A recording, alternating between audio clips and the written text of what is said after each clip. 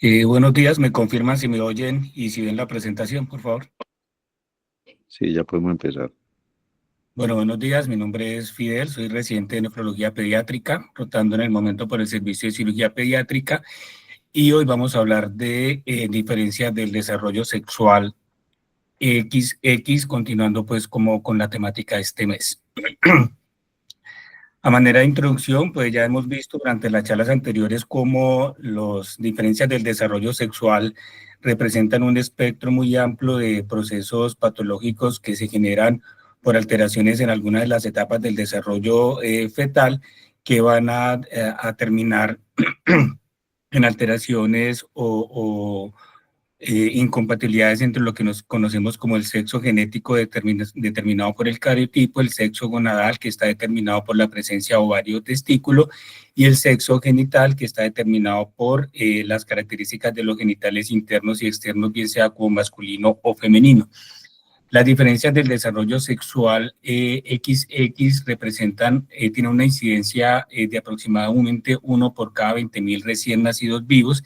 Está clasificado como una de las enfermedades raras, dada pues esta baja incidencia, y desde el punto de vista etiológico es claro pues que tienen un componente genético inmunogénico bastante importante, y ya se han descrito aproximadamente 40 genes involucrados en toda esta cascada de proteínas y hormonas que están involucradas en los procesos del desarrollo sexual. Sin embargo, a pesar de todos estos avances, es importante reconocer también que muchas veces los pacientes no logran a un diagnóstico etiológico bien definido, bien sea por falta de pruebas moleculares o por falta de la identificación de un gen específico que esté involucrado pues, en los procesos patológicos que llevan a estos trastornos. Hay dos términos que me parece importante considerar, que son la determinación sexual y la diferenciación sexual. Estos son dos procesos consecutivos que hacen parte pues, del desarrollo sexual. Hablamos de determinación sexual, la que está mediada por la expresión de genes específicos que van a hacer que esa gónada bipotencial se direccione bien sea hacia la vía testicular o hacia la vía ovárica. Y como podemos observar, existen genes específicos que determinan una o la otra vía. Y luego hablamos de diferenciación sexual ya cuando existe pues una gónada claramente establecida o diferenciada, y la diferenciación sexual está determinada principalmente por el flujo hormonal y por el flujo de proteínas, que en cierta parte también están codificadas por los genes que participan en los procesos de determinación sexual. En cuanto a la clasificación, no me voy a detener mucho porque ya la hemos repasado varias veces en las charlas anteriores. Yo me voy a centrar específicamente en las diferencias del desarrollo sexual con cariotipo 46XX, que era lo que anteriormente se conocía como pseudohermafroditismo femenino.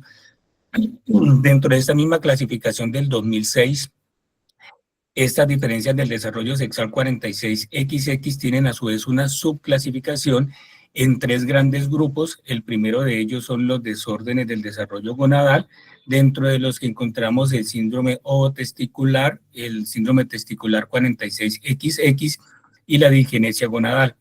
El segundo grupo está representado por el grupo de exceso de andrógenos, donde la principal causa es la hiperplasia adrenal congénita, pero encontramos otras como la deficiencia de aromatasa y otras de origen materno como los tumores productores de andrógenos. Y por último, un tercer grupo que está representado por otras anormalidades, principalmente estructurales, que no tienen un origen propiamente hormonal, dentro del que el más representativo es el síndrome de Rokitansky. Todas estos tres grupos tienen, desde el punto de vista fisiopatogénico, algo en común, y es la producción excesiva de andrógenos por parte de la corteza suprarrenal, lo que resulta en un bloqueo de la síntesis de cortisol, y esto va a generar a su vez un aumento de la secreción hipoficiaria de hormona corticotrópica debido a una retroalimentación negativa insuficiente, y por último, todo esto va a terminar en una acumulación de precursores esteroideos de cortisol que se van a desviar hacia la vía de la producción de andrógenos. El primer grupo entonces son los trastornos del desarrollo gonadal. No me voy a detener mucho, solo te los voy a mencionar porque la semana entrante habrá 2 charlas al respecto.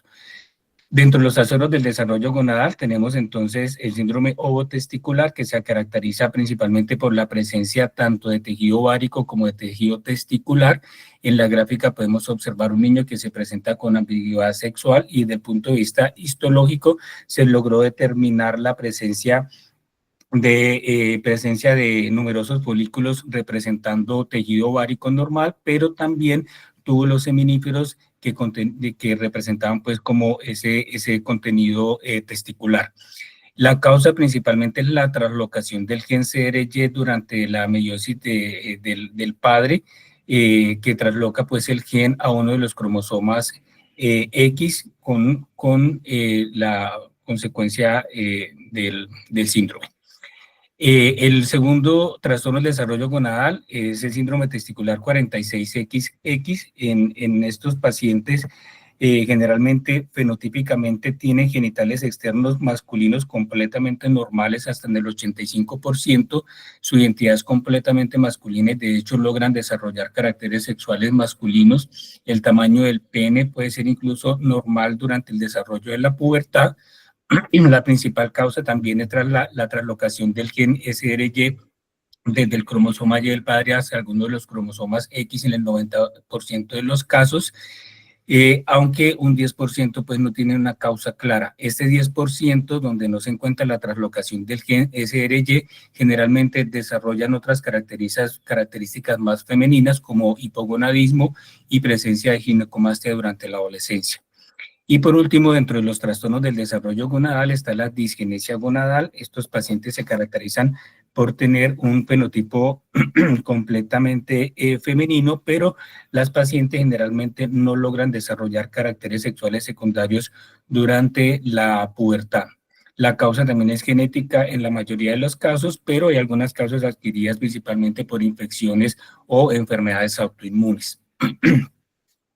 Voy a pasar directamente al tercer grupo, ya que el segundo grupo es como el grupo más importante en el que me voy a centrar más. En el tercer grupo, entonces, hablábamos de las malformaciones urogenitales sin etiología hormonal. Aquí podemos encontrar algunas alteraciones estructurales como la atresia vaginal, la extrofia cloacal, anomalías uterinas y adherencias labiales. Estas alteraciones anatómicas pueden presentarse de manera independiente, pero en un mismo paciente pueden estar presentes 2 o más de ellas, haciendo parte pues como de una manifestación sindromática. Sin embargo, el síndrome más común dentro de este grupo de otras anormalidades es el síndrome de Ayer-Rokitansky. El síndrome de Ayer-Rokitansky se trata de una, de una enfermedad que también se conoce como agenesia mulleriana. Es un trastorno congénito que se caracteriza por la aplasia del útero, del cérvix y de los 2/3 proximales de la vagina. Estos pacientes se presentan con un cariotipo 46XX completamente normal, y debido al origen embriológico diferente de los ovarios, ellos presentan una función ovárica completamente normal de forma bilateral. El síndrome de Rokitansky afecta aproximadamente a 1 de cada 5.000 mujeres nacidas vivas, y es la segunda causa de amenorrea primaria después de la insuficiencia ovárica. Desde el punto de vista de la etiología, no está muy claro. Hay algunas indicaciones de que pueda ser un trastorno hereditario por la presencia de casos familiares, pero también se han reportado casos pues esporádicos de la presencia del síndrome. Lo que sí está claro es que hay unos genes claramente identificados en la patogénesis del síndrome de Rokitansky, que son el WNT4, pero principalmente el LHX1 y el HNF1 beta, que son los más comúnmente afectados en el desarrollo del síndrome. Desde el punto de vista clínico, en el examen físico de los pacientes con síndrome de Rokitansky, nosotros vamos a encontrar genitales externos que son completamente femeninos, pero como ya les mencionaba, con la particularidad de la que la vagina va a ser una vagina corta y una vagina ciega por la agenesia del tercio proximal de la vagina y también por la agenesia del cervix.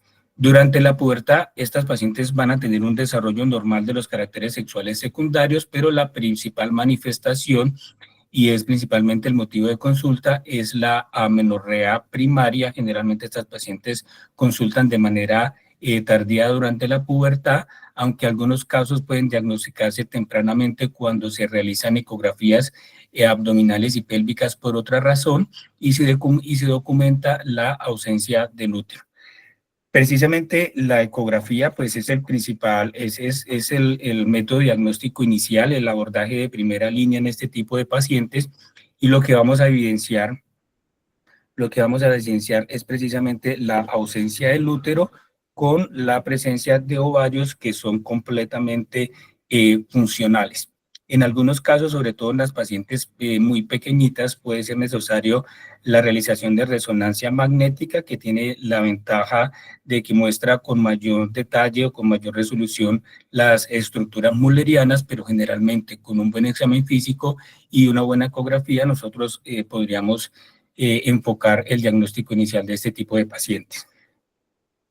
En cuanto al tratamiento, pues ese tratamiento debe ser un tratamiento completamente interdisciplinario. Sin embargo, el objetivo principal es pues la creación de una neovagina que sea completamente funcional.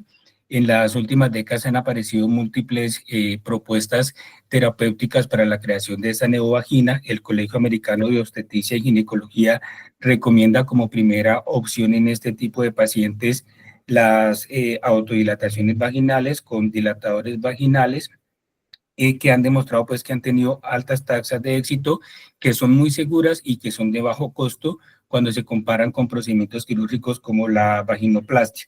Sin embargo, las dilataciones tienen algunos efectos adversos, principalmente molestias urinarias, dolor y sangrado, que pueden ser lo suficientemente incómodos para las niñas como para abandonar el tratamiento. Y de hecho muchas veces se requieren de asesoría psicológica, no solamente para iniciar, sino también para mantener el tratamiento. El Colegio Americano de Obstetricia y Ginecología también recomienda la vaginoplastia como opción para aquellas pacientes en las que las dilataciones han fracasado y el abordaje quirúrgico, más adelante los voy a mostrar, depende pues como del consenso al que se llegue con los familiares, con la paciente, pero también pues como de la experiencia de los servicios de cirugía. Antes de pasar al tercer grupo, que es el exceso el exceso de andrógenos, quiero reforzar un poquito. John ya nos habló algo de la esteroidogénesis, pero quería recordar un poquito puntos claves que me parecen importantes. El gráfico parece bastante confuso, pero quiero puntualizar algunas cosas. La esteroidogénesis puede ser adrenal o gonadal. Aquí observamos en verde las rutas que son comunes tanto para la vía adrenal como gonadal, mientras que observamos en marrón las vías que son específicas para la producción adrenal de esteroides, y en azul y rojo las vías que son específicas para la producción gonadal de esteroides. Todo comienza, pues, como nos mencionaba John, por el paso del colesterol del citoplasma a la mitocondria a través de la proteína STAR, y allí a través de la P450 la conversión a pregnolona, y de ahí se deriva toda la producción para llegar bien a la producción de mineralocorticoides, de glucocorticoides y de andrógenos. Las principales enzimas que participan son la 21-alfa hidroxilasa, que estamos viendo aquí en rojo, y la 11-beta hidroxilasa, que estamos viendo en azul.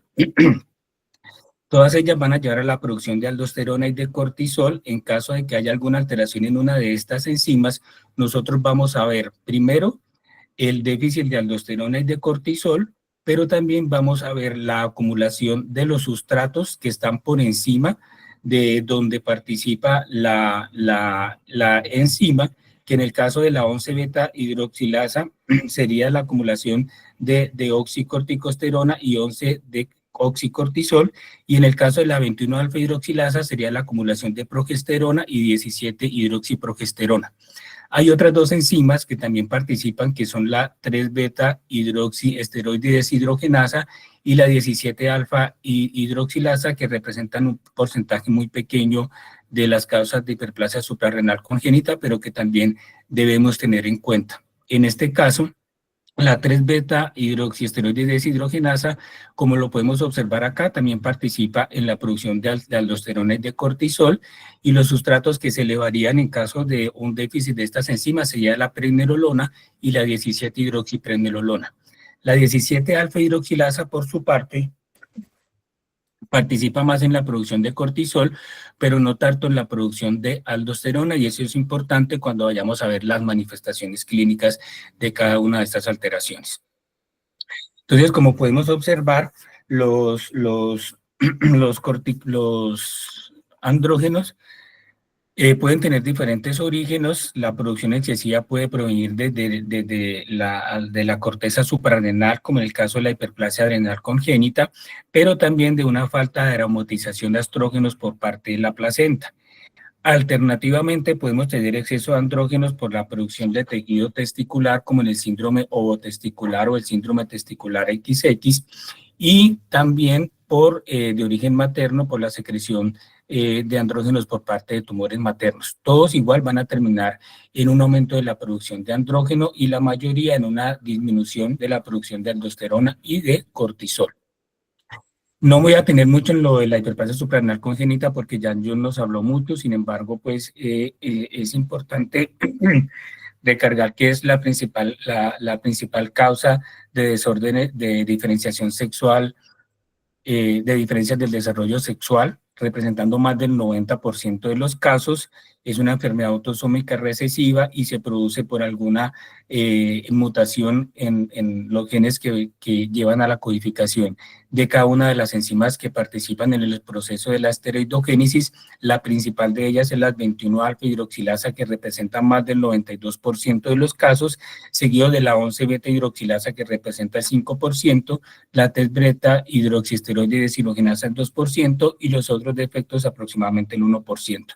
La prevalencia aproximadamente 1 por 10.000 o 15.000 nacidos vivos, y es importante tener en cuenta que la mortalidad, cuando se compara con la población general, es 3 veces mayor en los pacientes con hiperplasia suprarrenal congénita, y generalmente ocurre entre primer y cuarto año de vida, y es mucho mayor en las mujeres cuando se compara con los hombres. En cuanto a la fisiopatología, ya sabemos que en la suprarrenal se sintetizan a partir del colesterol tres grupos de hormonas importantes, que son los mineralocorticoides, glucocorticoides y andrógenos. Ya yo nos mencionaba también el lunes que esto está regulado por el eje hipotálamo-hipófisis suprarrenal, y que la producción de cada una de estas hormonas está determinada por las enzimas específicas que les menciono en cada una de las zonas de la glándula suprarrenal. En la zona glomerular tenemos la conversión de pregnenolona a aldosterona, en la zona fasciculada la conversión de 17-hidroxipregnenolona a cortisol, y en la zona reticular la conversión de dihidroepiandrosterona a testosterona. Como podemos observar, la participación de la 21-alfa hidroxilasa es más importante porque participan los tres procesos, seguido que es la enzima que estamos viendo aquí en un cuadrito blanco, que la observamos en la producción tanto de mineralocorticoides como glucocorticoides y también de andrógenos. Y la otra es la que observamos aquí como un triangulito, que es la 11-beta hidroxilata, que participa también en la producción de aldosterona y de cortisol. No me voy a detener mucho en esto porque ya lo mencionamos mucho en la clase pasada. La deficiencia alfa hidroxilasa, pues, la principal causa, la alteración o la falla de la enzima que se produce en el gen CYP21 va a producir una acumulación de los precursores, que en este caso serían progesterona y 17-hidroxiprogesterona, con un aumento en la producción de andrógenos, pero una deficiencia en la producción de cortisol y aldosterona. Tenemos dos formas, que son la forma clásica y la forma no clásica o tardía la forma clásica nosotros la podemos clasificar también como perdedora de sal. Esta forma perdedora de sal se caracteriza porque la actividad enzimática es menor al 1% y entonces vamos a tener manifestaciones de déficit de mineralocorticoides como hiponatremia con pérdidas de agua, pues que puede llegar pues a hipovolemia, hipotensión y deshidratación severa, además de hipercalemia y acidosis metabólica por la pérdida de bicarbonato. Y en las manifestaciones clínicas tenemos las manifestaciones por el déficit de mineralocorticoides como disminución del tono muscular, hipoglicemia, vómitos, diarrea, hipotensión, pero también las manifestaciones secundarias a la mayor producción de andrógenos. El diagnóstico, pues como ya sabemos, todos tienen que tener el cariotipo para poder hacer la clasificación inicial, pero específicamente en la deficiencia de 21-alfa-hidroxilasa necesitamos medir la elevación de la 17-hidroxiprogesterona y desde el punto de vista clínico nos orientamos por la presencia de genitales internos femeninos, pero genitales externos ambiguos.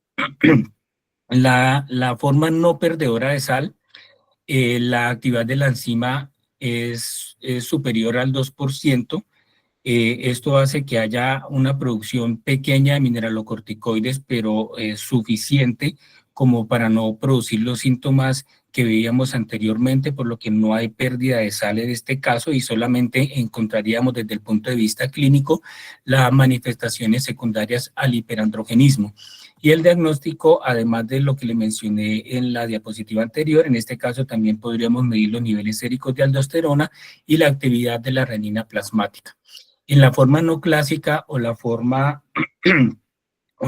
tardía, las manifestaciones al nacimiento generalmente son nulas, no hay manifestaciones al niño y los niños aparentemente son normales, pero durante el crecimiento se va produciendo un incremento en la producción de andrógenos que va a llevar a una pubertad precoz que se va a manifestar por una aceleración en la velocidad de crecimiento y en la maduración ósea, y específicamente en los pacientes 46XX con signos de virilización como acné, hirsutismo, trastornos menstruales y en la pubertad o la etapa adulta con infertilidad. El otro caso es la deficiencia de 11-beta-hidroxilasa, que representa más o menos el 5% de los casos. En caso de que falle esta enzima, que se codifica en el gen CYP11 del cromosoma 8 en el brazo largo, nosotros vamos a ver también disminución de cortisol y aldosterona, pero un aumento de los sustratos aguas arriba de la enzima, que serían la 11-desoxicortisol y la desoxicorticosterona. Desde el punto de vista clínico, no vamos a encontrar síntomas de pérdida de sal porque el sustrato aguas arriba de la enzima, que es la desoxicorticosterona, tiene efecto mineralocorticoide que incluso es mayor a la aldosterona. Sin embargo, estos pacientes sí se pueden presentar con hipertensión arterial que puede ser de difícil manejo e incluso algunos pueden tener complicaciones como hipertrofia del ventrículo izquierdo y retinopatía. También se van a manifestar con hipocalemia y con hiperandrogenismo marcado, que incluso no está en relación con los niveles de andrógenos cuando estos se miden. El diagnóstico es con la medición de los niveles plasmáticos de los sustratos que se acumulan, que sería el 11-desoxicortisol y el A-desoxicorticosterona. Por último, la deficiencia de 3-beta-hidroxiesteroide deshidrogenasa, que se codifica en el cromosoma, en el brazo corto del cromosoma 1. El fallo de esta enzima pues, va a producir déficit de cortisol, aldosterona y andrógeno similar a lo que ocurría en los otros casos, y vamos a encontrar igual manifestaciones de virilización en las niñas, y el diagnóstico lo hacemos con la medición de los niveles de 17-hidroxipregnolona y de 17-hidroxiprogesterona. Bueno, la otra causa de excesos de andrógenos, ya pasando la hiperplasia suprarrenal congénita, entonces encontramos la resistencia primaria a los glucocorticoides. Los glucocorticoides se sintetizan en la zona fascicular de la glándula suprarrenal y sus efectos se dan a través de la interacción con el receptor de glucocorticoides, que es un receptor intracelular que después de unirse a su ligando va a ir hacia el núcleo para controlar o facilitar la transcripción de genes que son sensibles al glucocorticoide. En la gráfica A que tenemos a nuestra izquierda observamos cómo funciona el eje en condiciones completamente normales, y en la gráfica B observamos lo que ocurre en los pacientes que tienen resistencia o insensibilidad primaria a los glucocorticoides. Esta insensibilidad se produce debido a mutaciones del gen NR3C1, que es lo que causa la insensibilidad a los glucocorticoides. Esta insensibilidad en los órganos de diana va a producir una alteración en los mecanismos de retroalimentación que va a terminar en un aumento de la producción de hormona corticotrópica por parte de la hipófisis, y esto va a llevar a un aumento de la producción del cortisol circulante. Además, el aumento de la hormona corticotrópica va a producir una hiperplasia adrenal que va a terminar también con un aumento en la producción de la síntesis de mineralocorticoides y también en la síntesis de andrógenos. Desde el punto de vista clínico, la resistencia primaria a glucocorticoides puede ir desde pacientes que tienen un hiperandrogenismo completamente asintomático hasta pacientes que tienen manifestaciones severas que están relacionadas tanto con el exceso de mineralocorticoides, donde podemos encontrar hipertensión, alcalosis hipocalémica y debilidad muscular. Y también signos relacionados con el hiperandrogenismo, donde encontramos signos de virilización como acné, hirsutismo, alopecia, pubertad precoz, alteraciones del ciclo menstrual y infertilidad. Para el diagnóstico, entonces, pues una historia clínica bien detallada, donde nosotros hagamos un examen físico completo para determinar los signos que representan el exceso de mineralocorticoides y también el exceso de andrógenos. Para el laboratorio clínico debemos hacer la medición del cortisol sérico, y desde el punto de vista genético, para hacer la confirmación del diagnóstico, una secuenciación del gen NR3C1, que sería pues lo que nos confirma el diagnóstico. Para el tratamiento, el objetivo que tendríamos para hacer el tratamiento sería reducir el exceso de la hormona corticotrópica, suprimir la producción excesiva de mineralocorticoides y de andrógenos suprarrenales. Generalmente se utilizan dosis altas de dexametasona, que pueden ir hasta 0.5 miligramos a 10 por kilo día, que se va ajustando progresivamente de acuerdo como se vaya dando la respuesta y vayamos logrando una mayor producción fisiológica tanto de mineralocorticoides como de andrógenos. Y para el tratamiento de la hipertensión arterial, se deben utilizar antagonistas del receptor de mineralocorticoides, que tienen por un lado el efecto antihipertensivo, pero también nos ayuda a controlar el exceso de mineralocorticoides. En este caso utilizaríamos entonces eplerenona o espironolactona, considerando que siempre debemos evitar en ese tipo de pacientes utilizar diuréticos tiazídicos o diuréticos de asa, ya que aumenta el riesgo de hipopotasemia en estos pacientes. Y la tercera causa de diferencias del desarrollo sexual secundaria a acceso a andrógenos es la diferencia de aromatasa. La aromatasa es una enzima que también hace parte de las proteínas del citocromo P450, y es la encargada de catalizar la conversión de esteroides C19, o sea, de carbono 19, que son los andrógenos, a esteroides C18, que son los estrógenos. Como podemos observar acá, todo parte desde la pregnenolona y de la progesterona, que por vías diferentes van a producir dehidroepiandrosterona y androstenediona, y las dos van a ser convertidas tanto en testosterona como dihidrotestosterona. La aromatasa se encarga de catalizar la conversión de testosterona a estrona y de dihidrotestosterona a estradiol. Y ya en los tejidos diana, la estrona es convertida a estradiol, que es el que es biológicamente activo, a través de otra enzima que se llama la 17 beta hidroxiesteroide deshidrogenasa. La enzima aromatasa se expresa en diversos tejidos como el ovario, el tejido adiposo, la mama, el cerebro, pero también se expresa en la placenta en las mujeres que están embarazadas. Esta expresión de la aromatasa en la placenta es la que ayuda a que la madre se proteja de los efectos virilizantes de los andrógenos que está produciendo el feto en condiciones pues fisiológicas. En caso de que haya una deficiencia de aromatasa, entonces la placenta no puede sintetizar estos estrógenos, la estrona y el estradiol, y lo que va a pasar es que se van a acumular grandes cantidades de los sustratos como la testosterona y la androstenodiona, y esto va a llevar a una virilización tanto de los fetos 46XX como, como una virilización materna.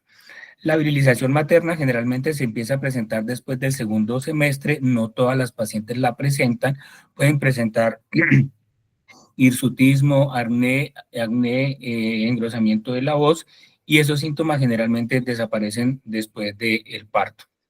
En cuanto a los bebés 46XX que tienen deficiencia aromatasa, desde el punto de vista clínico, lo que nosotros vamos a observar entonces es que van a presentar clitoromegalia, fusión de los labios, escrotalización de los pliegues labios escrotales.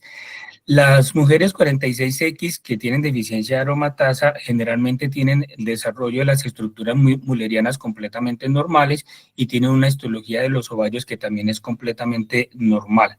Sin embargo, en la pubertad, cuando empieza la secreción de FSH, se pueden presentar algunas manifestaciones como hipogonadismo, y la falta de desarrollo de caracteres sexuales secundarios femeninos, e incluso pueden empezar a exhibir signos de virilización progresiva como acné, hirsutismo, eh, incluso pueden llegar también a la infertilidad. En cuanto al diagnóstico, vamos a hacer la medición de los niveles de los sustratos como la androstenodiona y la testosterona, que van a estar elevados, y niveles bajos o incluso no medibles de los estrógenos. Y también se puede medir la actividad de la aromatasa. En este caso, el tratamiento sería reemplazo con estrógenos. Eh, ¿Cómo hacemos entonces el diagnóstico de los pacientes que se presentan con diferencia del desarrollo sexual 46XX? Desde el punto de vista clínico está pues los estados de Prader que ya nos habló John. Estas pacientes con diferencias del desarrollo sexual 46XX pueden presentarse con genitales externos completamente femeninos normales y pueden transitar por todos los estados de Prader hasta incluso tener genitales externos completamente masculinos normales, como lo vemos, por ejemplo, en el síndrome testicular 46XX. Pero lo importante es que nosotros tenemos que reconocer, aparte de esto, anomalías uterinas que pueden ir desde úteros completamente normales hasta agenesias, hasta todas las anormalidades uterinas que nosotros conocemos. Lo mismo ocurre con las anomalías de la vagina, puede ir desde vaginas completamente normales hasta agenesia vaginales. Y en algunos pacientes, sobre todo en los pacientes con persistencia de cloaca o con hiperplasia suprarrenal, nosotros podemos encontrar el seno urogenital, que es una desembocadura común entre el aparato genital y el aparato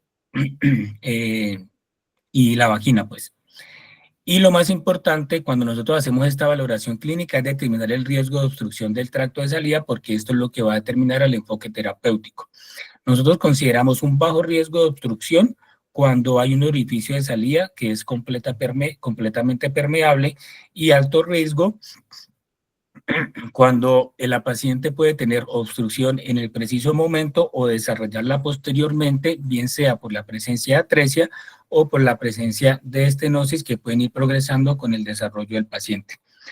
Como ya nos mencionó también John, esto siempre, el examen clínico se debe, el estudio diagnóstico debe continuar con la realización del cariotipo, además de la secuenciación genética de los genes que ya están específicamente involucrados y determinados en los procesos del desarrollo sexual, y la medición de las hormonas, y esta medición de las hormonas pues va a estar orientada por la sospecha que nosotros tenemos. Como ya les mencioné, siempre se van a acumular los sustratos que están aguas arriba, a donde está participando la enzima.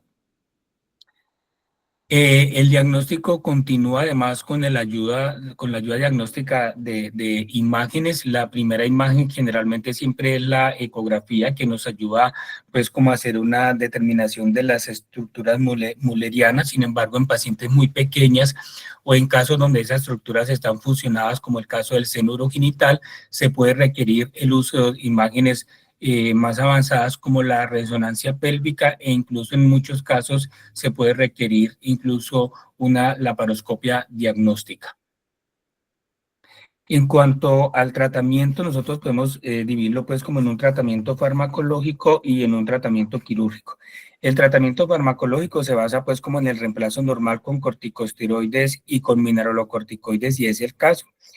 Como ya lo mencionaba yo, en el caso de una insuficiencia suprarrenal aguda, debemos hacer la corrección hidroelectrolítica, pero también debemos utilizar corticoterapia con dosis muy elevadas que pueden incluso alcanzar los 40 miligramos por metro cuadrado, y hacer las reducciones progresivas de acuerdo a la respuesta. En las formas no clásicas, nosotros podemos hacer el tratamiento solamente con hidrocortisona, pero en las formas clásicas o perdedoras de sal, se debe utilizar también la fludrocortisona, que tiene también un efecto mineralocorticoide. Y el seguimiento de estos pacientes debe hacerse cada 6 meses con las medidas de la 17-hidroxiprogesterona, la androstenodiona y la testosterona. Además, debemos hacer un seguimiento de la velocidad de crecimiento cada 6 meses y la ósea cada año, y hacer la medición de los niveles plasmáticos de sodio, potasio y renina, así como de la presión arterial, sobre todo en aquellos pacientes que tienen manifestaciones clínicas secundarias al efecto de los mineralocorticoides. En cuanto al tratamiento quirúrgico, entonces hay objetivos claros con la genitoplastia feminizante, que son, por un lado, la reducción del tamaño del clítoris, la reducción y feminización labioscretal y la exteriorización del seno urogenital con separación del ureter y la vagina en caso de que el paciente se presente con un seno urogenital. La decisión de cuándo hacer la intervención quirúrgica es bastante difícil de tomar. Generalmente se va a hacer un consenso con todo el equipo interdisciplinario, además de contar con la intervención pues, de los padres. Sin embargo, existen algunos criterios establecidos para definir una vaginoplastia diferida, es decir, no realizarla en el periodo neonatal, que serían aquellos casos donde hay un seno urogenital que no está obstruido. Anteriormente se pensaba que todos los senos urogenitales deberían corregirse por el alto riesgo que tenía de infección urinaria y de las complicaciones secundarias. Sin embargo, ya se sabe que con una buena profilaxis y siempre y cuando no haya obstrucción, este riesgo puede minimizarse, y por supuesto estos pacientes deberían tener un seguimiento estricto tanto con ecografía como con cistoretrografía en caso de que fuera necesario. Los casos en que haya agenesia vaginal completa y los pacientes XY con genitales externos femeninos también podría diferirse la vaginoplastia. En cuanto a las técnicas quirúrgicas, más adelante va a haber una charla, solamente va a ser como una mención así muy superficial. Pues existe el procedimiento de Becchetti, que es una técnica mínimamente invasiva para la creación de una neovagina, que a diferencia de los otros métodos, pues no utiliza injertos ni colgarjos. Lo único que se hace es la creación de la neovagina mediante una invaginación del hoyuelo vaginal mediante la introducción de un dilatador vaginal que tiene como una forma oliva, y cuando esta oliva ya está dentro de la vagina, se conecta a unos dispositivos tensores que tienen unos resortes y que salen al abdomen, como lo estamos viendo en la figura del medio, eh, y que se colocan por vía laparoscopia. Después de la colocación, las suturas se van tensando, como lo vamos viendo aquí en la figura de la derecha. Dice que se van tensando más o menos 1 a 2 centímetros cada día hasta que se logra crear neovaginas que pueden llegar a medir incluso hasta 10 a 12 centímetros en el transcurso de semanas.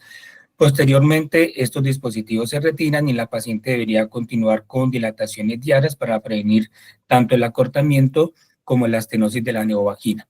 Y la otra técnica es la colovaginoplastia, que implica pues el uso del colon como reemplazo vaginal, Y por supuesto, eso va a traer ciertos efectos como mayor riesgo de estenosis, la secreción mucosa constante, la necesidad de hacer dilataciones frecuentemente, y estos pacientes siempre se debe considerar que continúan con riesgo de desarrollar enfermedad inflamatoria intestinal e incluso de desarrollar malignidad en la mucosa que se está haciendo para la creación de la neovagina. Y ya por último, en cuanto al diagnóstico y tratamiento prenatal, nosotros podríamos hacer el diagnóstico prenatal de la hiperplasia suprarrenal congénita. Anteriormente se hacía mediante la medición en el líquido amniótico de las hormonas, pero actualmente lo que más se utiliza es la quinotipificación de células fetales a través de muestras de las vellosidades quirónicas que se toman por amniocentesis, y una vez establecido el diagnóstico, se podría iniciar un tratamiento preventivo antes de la 8ª semana con dosis de dexametasona de 20 microgramos por kilo al día. Y eso era lo que tenía para contarles con respecto a los desórdenes de diferenciación sexual 46XX.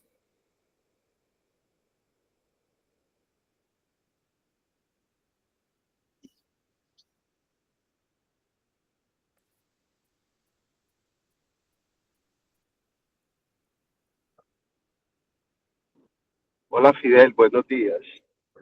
Hola, profe. Bueno, como bien lo mencionaste, la hiperplasia suprarrenal congénita no solo es la forma más frecuente del desarrollo sexual diferente XX, sino que en términos generales es la forma más frecuente de todos los desórdenes, de todos los desarrollos sexuales diferentes. Entonces, definitivamente es un tema retador porque probablemente en un 90% de las veces va a ser la primera forma que tenemos que descartar. Como también lo mencionaste, quiero rescatar una primera idea. Además de la crisis salina que debemos sospechar, recordemos que la 17-hidroxiprogesterona es un examen que se realiza fácilmente porque es el metabolito inmediatamente anterior de la mutación de la 21-hidroxilasa, que es la mutación más frecuente. En la mayoría de los hospitales de tercer nivel se puede hacer la 17-hidroxiprogesterona. ¿Por qué me parece importante este punto? Porque probablemente mientras logramos hacer una secuenciación, un exoma o hacer algún tipo de ARISE, la 17-hidroxiprogesterona es rápida. Tenemos un valor en las primeras 48 horas. Y una ecografía pélvica, ¿verdad? Eso nos va a orientar mucho, tanto para el manejo inicial del paciente como para el momento probablemente de la asignación de sexo. Ahora, cuando hay muchas dudas, porque los genitales están muy androgenizados, recuerden que ya el registro civil de nacido vivo nos permite colocar indeterminado, que hace algunos años solo se podía registrar como masculino o femenino. Ya la categoría de indeterminado es posible mientras ganamos tiempo para tener un diagnóstico más cercano a probablemente lo que está sucediendo. Hay bebés con hiperplasia suprarrenal, niñas XX, que son Prader 5, incluso hemos tenido algunos casos que consultan es por testículo mal descendido porque la fusión labioescrotal fue completa, el clítoris o el tubérculo genital es realmente un falo, la uretra en la punta, y durante la exploración abdominal por la paroscopia para bajar los testículos encontramos que son ovarios y realmente un útero. No les quiero hacer spoilers, pero les recomiendo verse la película Conclave, que estaba en cine, que ya está en la plataforma de Prime. No les voy a decir por qué para no dañárselas, pero realmente incluso hemos tenido casos de pacientes que consultan tardíamente, es por fertilidad, pacientes en momentos muy avanzados de la vida que consultan o por amenorrea primaria o por problemas de fertilidad, y realmente estamos ante todas estas alteraciones. En cuanto a la deficiencia aromatosa, recuerdo un par de casos de pacientes, ¿verdad? XX, completamente androgenizadas, precisamente por esta mutación, pero es mucho menos frecuente por eso. Ahora, en cuanto al tema de la reconstrucción vaginal, creo que es importante siempre la vagina nativa. Si yo tengo una vagina nativa apropiada, de hecho a veces el hidrocolpos o el metrocolpos ayuda a que esa vagina se distienda, y digamos que positivamente hablando, eso ayuda a que el tamaño de la vagina sea mayor y tengamos como primera opción el descenso. Mucho menos frecuente la necesidad de una coloplastia de vagina. Son mucho menos los casos. A veces se tiene que hacer haciendo no es solamente hacer un saco con colon y cerrarlo, que por ejemplo en el Rokitansky y en las agenesias de vagina es la opción, sino que en la hiperplasia suprarrenal la idea es que también quede conectado, lógicamente, con el cuello del útero, que eso es lo que pasa con el Becchietti, ¿verdad? Que en el Becchietti lo que hago es una vagina de piel, pero la idea es tener conexión con el útero, ¿verdad? Entonces ahí también hay como todo un tema retador, porque no es solamente hacer la vagina, sino que además de la función sexual tengamos en cuenta la parte de la función reproductiva. Fidel, muchas gracias por tu seminario. Gracias, profe, a usted. Buenos días, doctor Fidel. También pues le agradezco por el seminario, estuvo muy interesante. Quería que nos profundizara en el tema que mencionó sobre que todos los pacientes con seno urogenital no descendido, no corregido, necesitan profilaxis antibiótica. ¿Cómo podríamos profundizar un poco en este tema? Bueno, realmente no había mucho en lo que leí de la bibliografía. Lo único que hacían referencia a ellos era que el principal temor de ellos era la infección urinaria recurrente, pero lo que ellos habían encontrado era que en los pacientes que no tenían obstrucción, el riesgo de ITU disminuía, y en caso de que los pacientes presentaran al menos un episodio de infección urinaria, podrían beneficiarse del uso de profilaxis y del seguimiento continuo con ecografía y cistoretrografía para identificar complicaciones de manera temprana que estuvieran relacionadas con la infección urinaria. Pero ellos básicamente lo que hacían énfasis eran en que estos pacientes, si no tenían obstrucción, el riesgo de infección urinaria podría minimizarse con la educación de los familiares, con la profilaxis y con el seguimiento ecográfico estricto. Sí, porque en realidad lo que uno obtiene como presente es que esos pacientes necesitan pues la profilaxis después de al menos el primer episodio, porque pues si no, todas estas pacientes necesitarían profilaxis pues hasta que se operaran, y en realidad eso no está completamente definido, a no ser que haya un episodio de infección urinaria. Bueno, muchísimas gracias. Sí, listo, profe.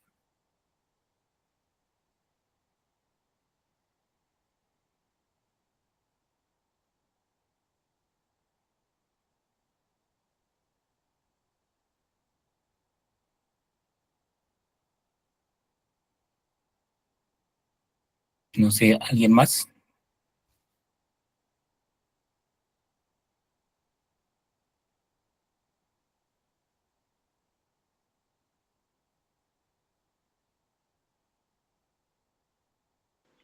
Fidel, te voy a hacer una pregunta mientras surgen otras.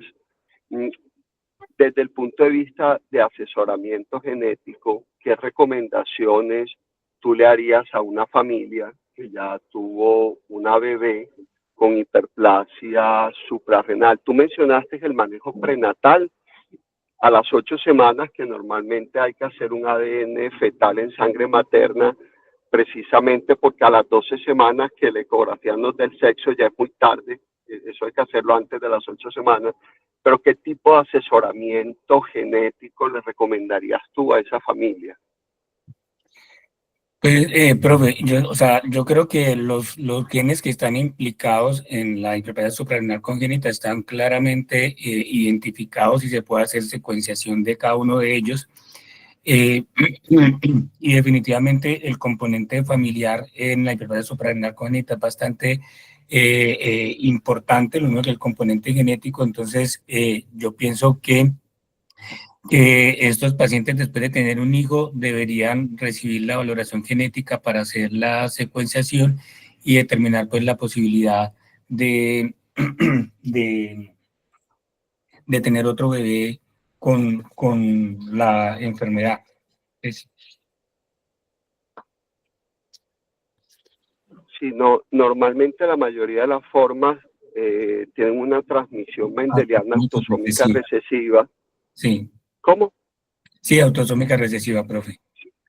Autosómica recesiva. ¿Qué quiere decir eso? Que ambos padres deben ser heterocigóticos.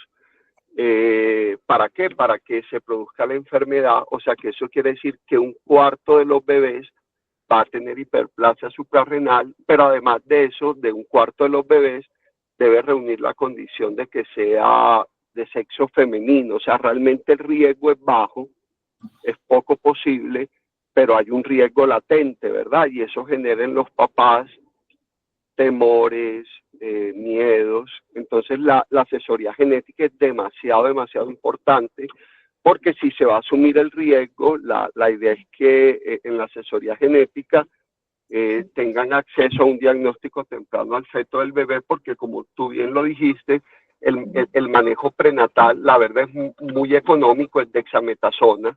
Hay algunas escuelas o en algunos lugares en donde el diagnóstico prenatal es un poco más restringido, el diagnóstico genético prenatal, e incluso se toma por protocolo la posibilidad de darle a todos los embarazos la dexametasona después de la sexta semana. Obviamente un endocrino nos va a decir que la dexametasona también va a tener riesgos en todo el tema del crecimiento, la osificación. No es lo ideal, pero algunos protocolos también lo contemplan.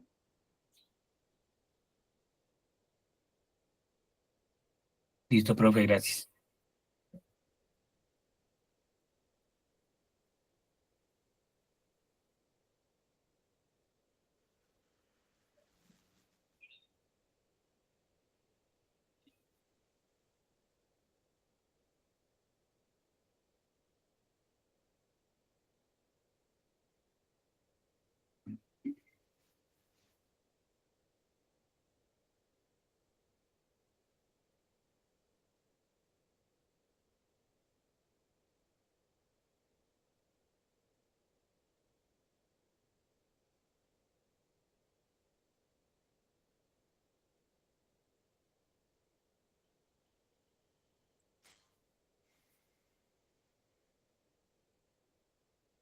Bueno, muchas gracias a todos. Espero haber sido útil con la presentación.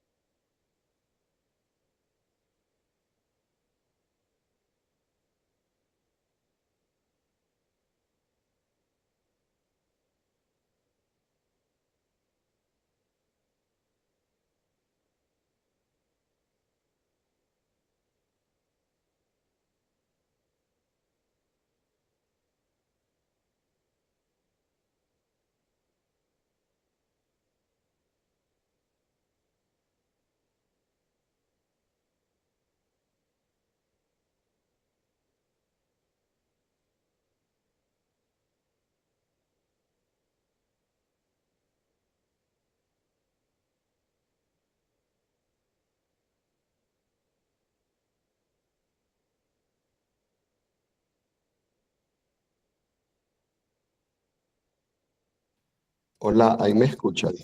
Hola, buenos días. No sé si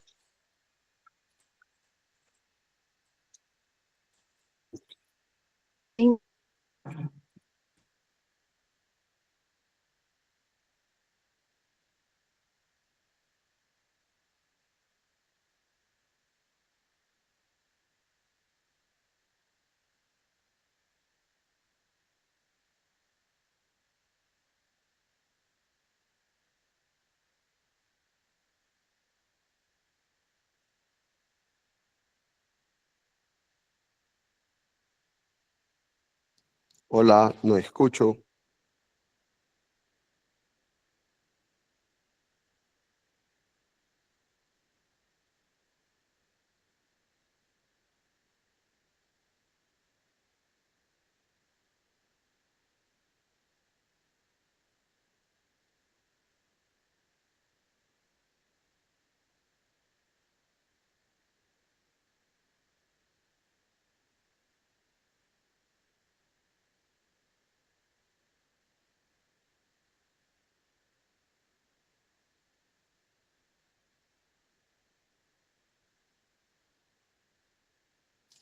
Hola, ¿se está escuchando, no?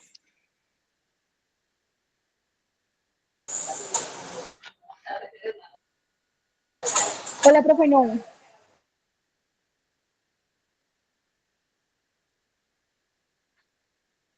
No sé, Joana está conectada.